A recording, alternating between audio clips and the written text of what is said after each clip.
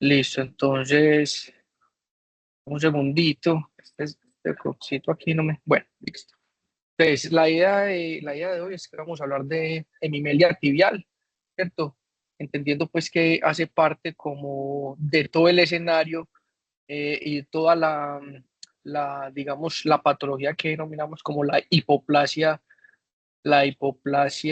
preaxial. ¿Listo? Entonces, la idea es que vamos a tocar, pues, como generalmente cómo se aborda, porque si pues, nos ponemos a hablar, digamos, de cada una de las opciones de manejo, yo creo que para cada tipo de deformidad habría casi que un módulo para dar. Entonces, es importante entender que cuando denominamos las hipoplasias o las deformidades axiales o preaxiales, todo está basado principalmente en su origen, ¿sí? ¿Ok? Y en toda la parte embrionaria, ¿cierto? Para recordar grandes, pues ya decía grandes rasgos, entender que cuando hablamos de hipoplasias posaxiales o deformidades, digamos, posaxiales, son deformidades que van a ser, digamos, basados en la línea media más hacia la parte más lateral de la extremidad, sea los miembros superiores o sea los miembros inferiores. En este caso, hablando de los miembros inferiores, sabemos pues que va a tener un compromiso incluso desde arriba de la pelvis del acetábulo, la región toda lateral del fémur, como las hipoplasias del cóndilo lateral y adicionalmente pues las hemimelias fibulares que incluso ya tocamos ese tema. Y el día de hoy lo que nos trae pues aquí al módulo es hablar de la hipoplasia preaxial o la hemimelia tibial, en este caso es de lo que nos vamos a enfocar. Entonces, vamos a tener un compromiso más en esa parte de en la región distal del fémur, rótula y toda la tibia, incluso que puede llegar a afectar todo el primer dedo, el primer rayo pues del pie, ¿cierto? Y a partir de eso, entonces empiezas a generar todas las deformidades que vamos a ver. Entonces, cuando hablamos de preaxiales, como ya les había mencionado, puede tener compromiso los miembros superiores, agenesia del radio, como una de las más implicadas, o adicionalmente la hemimelia tibial. Es importante que vamos a recordar que esta deformidad puede estar ligada a una alteración genética o adicionalmente asociado a un síndrome. Bueno, que más adelante vamos a mirar cuáles son como los síndromes que más se mencionan en la literatura. Adicionalmente, las duplicaciones de las extremidades o de algunos de los segmentos óseos de cada uno de las partes de los huesos o de las extremidades pueden ser frecuentes y en un 30% de la población o en un 30% de compromiso puede ser bilateral. Hay que recordar entonces que eh, muchas de estos pacientes vienen ya con el diagnóstico ecográfico debido a que a partir de las 16 semanas, cuando ya, digamos, la organogénesis de las extremidades ha estado ya en un gran desarrollo, los ecografistas, pues en este caso, pues los ginecólogos que están entrenados pueden llegar a dar ese diagnóstico de forma temprana. Entonces, que esto nos podría ayudar más adelante, pues digamos, para prepararnos al nacimiento, para ir estudiando o para ir, digamos, preparando a los padres cuál es el escenario que van a tener a lo largo de la vida y empezar a pensar en cuáles pueden ser las opciones de manejo. Voy a aclarar a partir de ese momento que eh, algunas de las imágenes que voy a usar en esta charla me las ha presentado el doctor Galván, por no decir pues que la mayoría, para que darle los créditos al profe. Entonces, cuando nos enfocamos en el problema de la hemimelia tibial, hay que entender que es una extremidad, es una entidad que es extremadamente rara, ¿cierto? Puede ocurrir entre uno por cada 1 millón de nacidos vivos y se empezaron a obtener los primeros reportes casi por allá a principios terminando 1700 y a mediados de 1800. Hay que recordar que en un principio las primeras descripciones reportan en algunos de los trabajos se daba como de forma no adecuada o las características, digamos que no dan con el diagnóstico que se está buscando, pero a partir de Billroth en 1861 se empezó a obtener un reporte adecuado de estas entidades y de estas deformidades y es allí en donde luego, casi que después de 100 años, de un siglo, se empiezan a tener casi 79, cercanos a 80 casos publicados. La mayoría en ese momento eran puros reportes de caso en donde empezaban a describir cuál era el escenario de estos pacientes. Me gusta mucho, digamos, ir a buscar como esos, esos artículos clásicos y todo, y es aquí en donde yo les pongo uno aquí a la derecha, en donde reportan el caso de un paciente, digamos, afrodescendiente, en donde empiezan a describir y a determinar y a generarle las características de esas deformidades en la tibia proximal o diaficial. hay que entender que esa tibia puede ser hipoplásica, puede ser ausente o todavía en el momento del diagnóstico no está osificada y que se puede presentar también con un compromiso en la fíbula, la cual también puede estar displásica, puede estar luxada o subluxada. ¿Listo? Entonces, este es el caso que reportan en ese momento. Ustedes ven, el bebecito tenía pues eh, un compromiso unilateral. En este caso teníamos afectada el miembro inferior derecho, en donde no teníamos no tenía tibia. El paciente pues nació con una deformidad en la tibia, adicionalmente con una deformidad en el pie que lo mencionaban como un pie equinovaro en ese momento, que hay un pie equinovaro aducto, la deformidad pues que todos conocemos, y a partir de esto fue que empezaron a hacer este tipo de reportes y a definir cuáles eran las características anatómicas de esos pacientes. Entonces, teniendo en cuenta los tejidos blandos alrededor, presencia o ausencia de hueso, en este caso de la rótula de la fíbula distal, y qué componentes teníamos en el pie y el antepié. Bueno, entonces, como el abordaje, digamos, global de ese tipo de pacientes, fundamental. Eh, Debemos tener unas radiografías completas. Hay que tener en cuenta cuál es la edad del paciente para saber diferenciar si es que todavía tiene falta de osificación, si todavía estamos en un proceso periodo cartilaginoso o si realmente tenemos una deformidad. Bueno, hay que recordar como uno de los tips que le dan a uno, si tenemos un fémur distal que está bien diferenciado, con cóndilos adecuados y digamos una relación anatómica, digamos, esperable, eso le puede a usted indicar de forma indirecta que el paciente tiene una tibia proximal en proceso de osificación y que tiene unas buenas características. Ojo, que para esto, aquí en este tipo de entidades, la resonancia magnética causa o empieza a tener una gran cabida, debido a que nos puede indicar si realmente tenemos una ausencia completa de la tibia proximal o si simplemente está en un periodo de osificación, evaluar cuáles son los compartimentos musculares y qué tan comprometidos están. Y más adelante vamos a ver la importancia o no de tener cuádriceps en estos pacientes. Todos estos, digamos que pueden estar asociados a síndromes, síndrome de Werner, síndrome de Langer-Guidon, Golo-Wolfram, que lo revelan, lo exponen mucho en la literatura, y asociaciones como el CHARCH, para que también lo podamos interpretar. Entonces, se vienen ahora, digamos, las clasificaciones.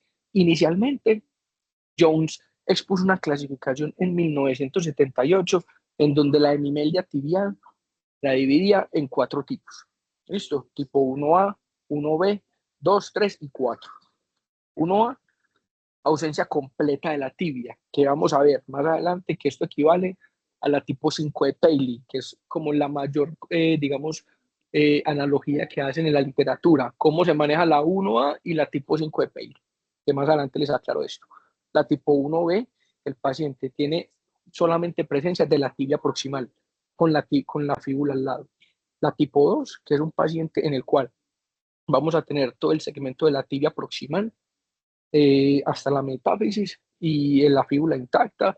La tipo 3 solamente la tibia distal, y la tipo 4 vamos a tener una, digamos, una ausencia de pilón tibial con una diastasis entre la articulación tibiofibular distal, como lo ven en la imagen, ¿cierto? Luego, si uno cuando revisa este tema, digamos que la mayoría de la literatura, perdón, que está, digamos, expuesta en las bases de datos, es basado en la clasificación modificada de Paley, que hizo una inicialmente, no recuerdo bien la fecha, 2005-2006, y finalmente hizo una modificación en 2008. Entonces, yo traté de hacerlo como para no hacerlo tan, no sé, o tan monótono, de exponer los primeros casos, ¿cierto? Las clasificaciones y cómo es el manejo que expone en la literatura. Entonces, acá vamos a hablar de las deformidades tipo 1 y las tipo 2.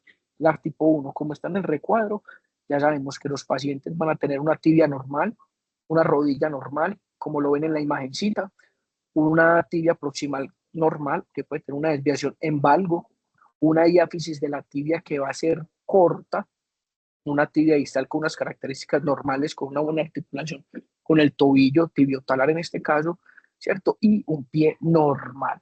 Bueno, cuando vamos a hablar ya de las tipo 2, hay que entender que la rodilla, vamos a tener presencia de rodilla normal, entre comillas, la tibia proximal va a ser normal o va a tener una, digamos, una forma en pagoda, pagodas como esas torrecitas que están como en Oriente, que empiezan como anchas, delgadas y anchas al final, para que lo tengan en cuenta, una diáfisis de la tibia que es corta y la tibia distal, según las clasificaciones o según, digamos, la subclasificación, va a ser una tibia normal cuando es tipo A, una tipo B que va a ser en delta o una tipo C que va a ser solamente un remanente de la tibia distal. Bueno, para que lo tengamos en cuenta. Y el tobillo y pie, el pie y el tobillo son pueden tener un pie y tobillo displásico o incluso con deformidades en pie equinoval. Entonces, cuando nos enfrentamos a este tipo de pacientes, de una vez el manejo que propone en este caso Paley, porque digamos que lo que exponen en los textos es que la ventaja de la clasificación de Paley es que nos da diferenciación, clasificación con cada una de las características en los segmentos y adicionalmente nos expone la opción de manejo que tenemos, ¿cierto? Entonces, en este caso, teniendo en cuenta que el paciente tiene casi que la mayoría de la extremidad normal, entre comillas, solamente un peroné, que cuando lo vemos acá va a ser más largo con respecto a la tibia, ¿cierto? Y vamos a tener una deformidad en la región proximal. Estos pacientes podrían ser manejados inicialmente con fisiodesis. ¿Listo? Fisiodesis de la fíbula proximal y de la fíbula distal con el fin de, de evitar que siga creciendo y se siga creando esa disociación en las articulaciones tibiofibulares proximales y distales. Y generalmente pueden mejorar. En algunos casos reportan que se pueden hacer osteotomías de la tibia proximal o el manejo con fisiodesis para mejorar la deformidad en varo o algo que tienen. Listo, como una de las opciones de manejo. Adicionalmente, las tipo 2, vuelvo y recalco que muchos de los casos y de las imágenes que hay aquí me las facilitó el doctor Galván. La tipo 2A, bien como vemos, es un paciente que tiene una deformidad en la tibia distal, ¿cierto? Con un pie que puede tener una tendencia al equino y al varo, ¿cierto? Y adicionalmente una tibia muy larga. Bueno, perdón, una tibia corta. Aquí vemos cómo anatómicamente la niña pues tiene una alteración en la longitud, una discrepancia de las extremidades, una hiperextensión de la rodilla. Aquí la estamos viendo de frente en el plano coronal y la opción que nos expone Paley en este caso es obviamente hacer osteotomías en la tibia segmentaria con el fin de, primero, mantener la longitud de la extremidad y adicionalmente la ventaja que nos da el ilízaro. El profe Galván sabemos que usa mucho ilízaros, pero cuando uno ve la literatura y digamos los artículos más recientes, están usando mucho en este momento este fijador de Taylor Frame, listo, para que lo tengamos en cuenta. Y es aquí en donde con el ilízaro podemos obtener mejoría en la longitud, adicionalmente corrección de la alineación en el plano coronal y está la opción del manejo con fisiodesis en la región proximal para controlar el plano coronal desde la región distal del fémur. Bueno, ustedes ven aquí como en el 2003 la niña empezaba con la corrección de la deformidad en varo en valgo, como salen las flechas ahí, finalmente íbamos ganando la longitud, como se ve aquí, con la gran nube ósea que se va generando en la región proximal de la tibia y adicionalmente el manejo con la fisiodesis. Vemos cómo, aquí me sale un letrerito que no sé cómo quitarlo, vemos cómo inicialmente se logra obtener una longitud adecuada de la extremidad y hay que tener en cuenta que depende cómo vaya el proceso de crecimiento de estos pacientes, la opción es, digamos, detener el crecimiento de la extremidad contralateral con el fin de así lograr digamos, simetría en cada una de las extremidades. Y así logramos obtener un resultado bastante favorable para esta paciente. Bueno, se vienen las deformidades tipo 3 y tipo 4 de Paley. Y aquí es donde empiezan a presentarse deformidades un poco más complejas. La tipo 3, como está en la gráfica, tenemos que para ambas la rodilla va a ser normal. En la tibia proximal de la tipo 3 vamos a tener una meseta tibial, unos platinos tibiales normales o una alineación valga. La diáfisis de la tibia puede ser vara o va a tener una deformidad en antecurvatum ¿Listo? Y la tibia distal, los pacientes en la tipo 3 no van a tener pilón tibial, para que lo tengamos en cuenta. Puede ser la A, que se va a generar una rotación interna de la fíbula sobre la tibia, o la tipo B, que se va a definir como una hendidura o una disociación de cada uno de los segmentos, cada uno como con piel, por decirlo así, y se genera como una invaginación en cada uno de los tejidos blandos. ¿Cierto? Esos pacientes van a tener una deformidad en pie equinovaro y una diáfisis de la región distal. La tipo 4, como ya veníamos, vemos que vamos a tener rodilla en cada una de las extremidades, ¿cierto? Tenemos patela y tenemos segmento proximal de la tibia, perdón, ¿cierto? La diáfisis de la tibia, la diáfisis puede ser parcial en la tipo A, 4A o ausente en la tipo 4B, ¿cierto? Y no vamos a tener tibia distal con una deformidad en pie equinovaro del pie y el tobillo. Vemos como aquí en la tipo 3B, estos son esquemáticos netamente, digamos, con el fin de hacerlos entender más, y es así como está expuesto en la literatura. Se puede ver cómo se realiza primero la corrección en el plano, digamos, como en el plano AP y en el plano sagital, teniendo en cuenta la deformidad que tiene en invaginación de cada uno cada uno de los segmentos distales, y adicionalmente el manejo del colgajo y el segmento óseo que tiene. Una ventaja que, según exponen ellos, puede dar el Taylor Spatial Frame, pero adicionalmente pues sabemos que aquí se usa mucho en nuestra institución pues el Irizarov. Es importante que luego de hacer esta corrección, primero con la piel, digamos, y con la deformidad que tiene, hasta llevar los huesos, digamos, a su alineación adecuada. Y ya después, al final, se realiza el manejo de los tejidos blandos con el fin de pues, mejorar los resultados, ¿cierto? Aquí vemos como ya en la tipo 4, que esto es lo que digamos más difundido está en la literatura, porque parece que es un poco más predecible que en los demás. Se observa cómo está la deformidad en la extremidad inferior, con una tibia que tenemos toda la región proximal, ¿cierto? Hipoplásica distal, y una deformidad en pie equinovaro. Todo esto está dado debido a que no tenemos soporte de la tibia medial. Todos los tejidos blandos empiezan a generar una deformidad y una tracción del segmento distal hacia proximal, y se genera pues la deformidad. ¿Qué se hace normalmente en estos casos? Inicialmente es como, yo no sé si está bien dicho o no, es como si hiciéramos un peroné protibia, por decirlo así, ¿cierto? Logrando obtener la longitud de la extremidad y adicionalmente una alineación. Y tendríamos una pierna de un solo hueso.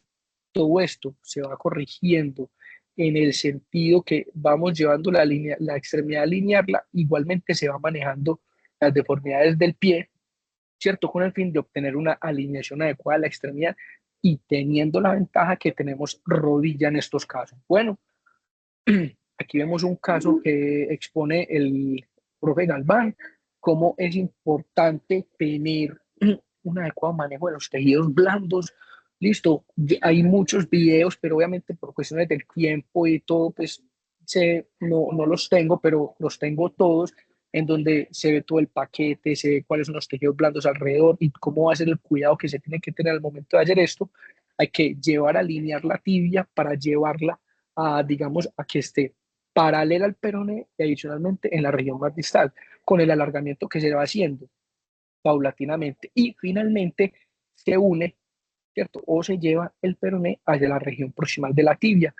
Y finalmente se logra una extremidad larga de un solo hueso con un resultado bastante bueno y bastante favorable.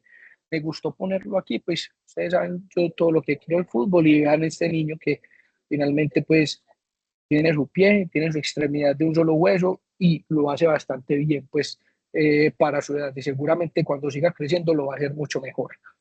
Vemos como para este tipo de casos, si hay más literatura disponible, además de la de Bailey, listo. Adicionalmente, aquí en estos casos, ellos, luego de hacer el manejo con el fijador externo, logran obtener una longitud adecuada de la extremidad y finalmente, digamos que fijan, en este caso usan un pin tradicional, un pin de Kirchner, para llevarlo a que consolide uno sobre otro y finalmente obteniendo pues un resultado favorable. Y aquí, al final, aquí hay un letrerito, yo no sé si ustedes lo están viendo, sale ya cómo hacer el manejo de los pacientes con deformidades tipo 5, teniendo en cuenta que acá tenemos una parte de la tibia proximal solamente, porque el resto está hipoplásico. En este caso, lo que exponen es que hay que llevar a, perdón, el peroné, como empotrarlo hacia la región proximal. Se hace el manejo de los tejidos blandos alrededor, teniendo en cuenta la reconstrucción de los ligamentos de los que estén ausentes, y ellos hablan mucho de la proteína morfogenética, ¿cierto? Que al parecer, digamos que es un uso off-label que se le está dando en la literatura mundial y en los trabajos mundiales, ¿cierto? Sin todavía obtener como un aval como, pues, como bien documentado, pero pues, ya lo estamos haciendo nosotros acá también, la opción del uso de la proteína morfogenética que nos ha ayudado bastante. Y finalmente, para las deformidades ya tipo 5 hay que recordar que son deformidades tipo 5A y tipo 5B y 5C. Bueno, lo más importante en este caso, lo que, digamos, lo que a mí me quedó, es que hay que definir en este momento si tenemos presencia de cuádriceps y de patela. Entonces, la rodilla de estos pacientes va a tener una contractura en flexión. Depende del tipo A, B o C. Vamos a tener la tipo A, el paciente tiene cuádriceps y patela; la tipo B, el paciente tiene cuádriceps pero no tiene patela; y la tipo C, el paciente no tiene ni cuádriceps ni patela. La tibia proximal, digamos, está apásica completamente, ¿cierto? Aplásica, perdón. La fíbula está centrada en la tipo B y no vamos a tener cápsula. Y no hay diáfisis de tibia, no hay tibia distal, y el pie y tobillo presenta una deformidad en pie equinovargo.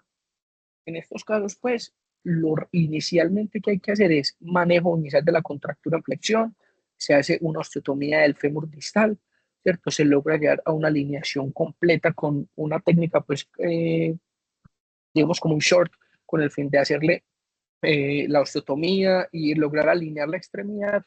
Y el manejo de los tejidos blandos es fundamental. Hay una técnica que en este momento el autor no la recuerdo bien, y es con el fin de llevar a la rótula que se convierta como una especie de platillo tibial, ¿cierto? Que va a ser como un tope y digamos una especie de fulcro, pero sin su función, en donde a partir de ella se reconstruya toda la extremidad.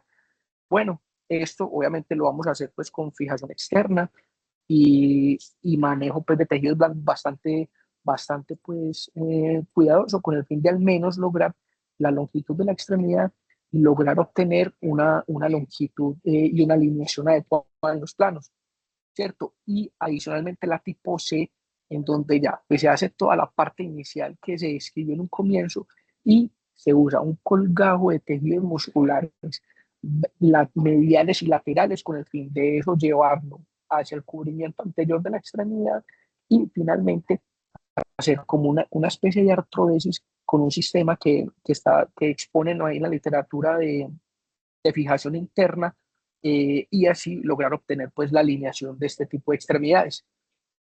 Pues ya como sabemos lo ampliamente difundido que está pues todas las técnicas de reconstrucción y todo, hay opciones a veces que digamos para ciertos autores o cierta serie de trabajos no tienen digamos, la experiencia adecuada, y ellos optan de una vez por hacer un manejo radical, agudo, amputación de extremidades, que es lo que antes, es lo que se mencionaba anteriormente, ¿cierto? Teniendo en cuenta que finalmente pues la amputación a veces no se puede tomar como un fracaso terapéutico. Pues en este caso me encontré este trabajo en donde hacen un acortamiento agudo, casi pues que de toda la extremidad remanente, ¿cierto? Se lleva el calcáneo hacia la región proximal sobre el fémur distal, y este calcáneo se usa como una especie de, como si fuese una amputación de Sain, pues lo es, y allí estos pacientes luego de hacer la fijación intramedular con un pin, finalmente pues logran adaptarse rápidamente, y el resto del segmento corporal proximal pues empezará a crecer con ellos a lo largo del tiempo,